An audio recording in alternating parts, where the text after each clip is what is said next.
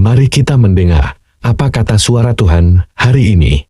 Untuk kita renungkan .br sama-sama. Dalam 1 Petrus 3 ayat 8 sampai ayat 12 yang berbunyi demikian. Dan akhirnya, hendaklah kamu semua sia sekata, seperasaan, mengasihi saudara-saudara, penyayang dan rendah hati. Janganlah membalas kejahatan dengan kejahatan atau caci maki dengan caci maki. Tetapi sebaliknya, hendaklah kamu memberkati. Karena untuk itulah kamu dipanggil, yaitu untuk memperoleh berkat.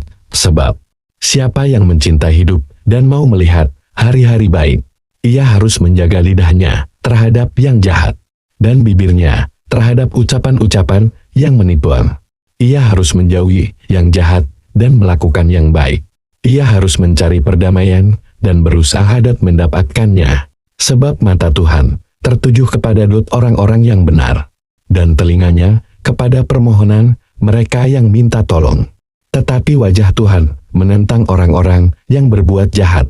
Pernahkah kita merasa bahwa dunia ini penuh dengan kejahatan, caci maki, dan ketidakadilan?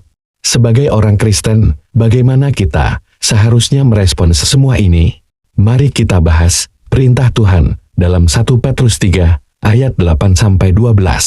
Dan bagaimana ayat-ayat ini dapat membawa kita kepada hidup yang diberkati.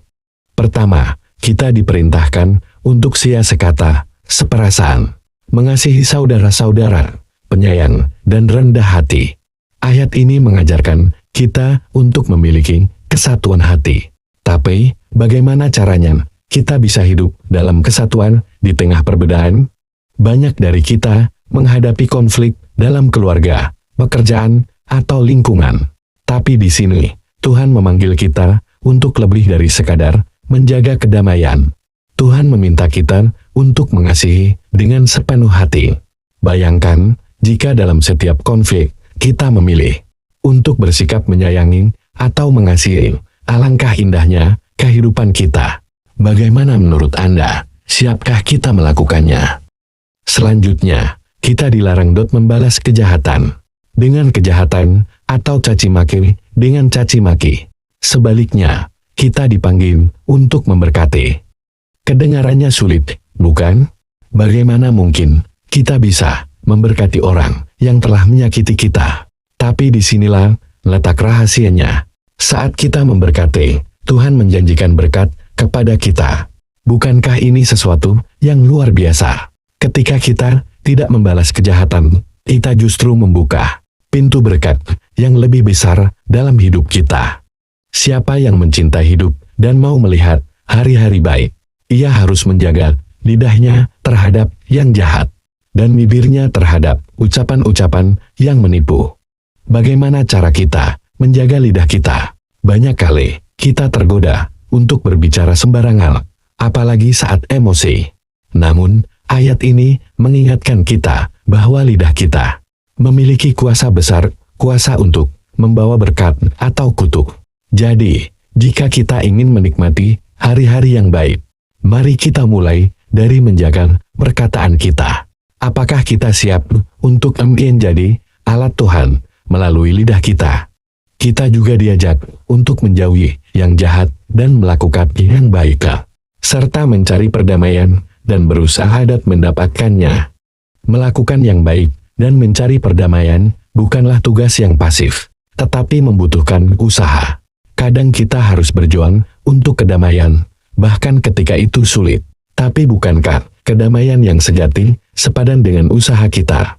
Tuhan memanggil kita untuk menjadi agen perubahan. Orang-orang yang membawa kebaikan di tengah dunia yang penuh kekacauan. Siapkah kita menjadi duta perdamaian ini? Sebab mata Tuhan tertuju kepada orang-orang yang benar dan telinganya kepada permohonan mereka yang minta tolong. Tetapi wajah Tuhan menentang orang-orang yang berbuat jahat. Inilah janji luar biasa dari Tuhan. Matanya tertuju kepada mereka yang hidup benar, dan telinga-Nya selalu mendengar doa-doa kita. Jika kita memilih untuk hidup benar di hadapan-Nya, kita memiliki jaminan bahwa Tuhan selalu mendengar setiap seruan hati kita. Jadi, mari kita terus setia dalam kebenaran. Karena kita tahu Tuhan tidak pernah meninggalkan kita. Kehidupan sebagai orang percaya memang penuh tantangan. Tetapi ketika kita hidup sesuai dengan firman-Nya, kita akan melihat berkat demi berkat yang Tuhan janjikan. Jadi, mari kita jalani hidup ini dengan kasih, pengampunan, dan kebenaran. Karena Tuhan selalu ada di pihak kita.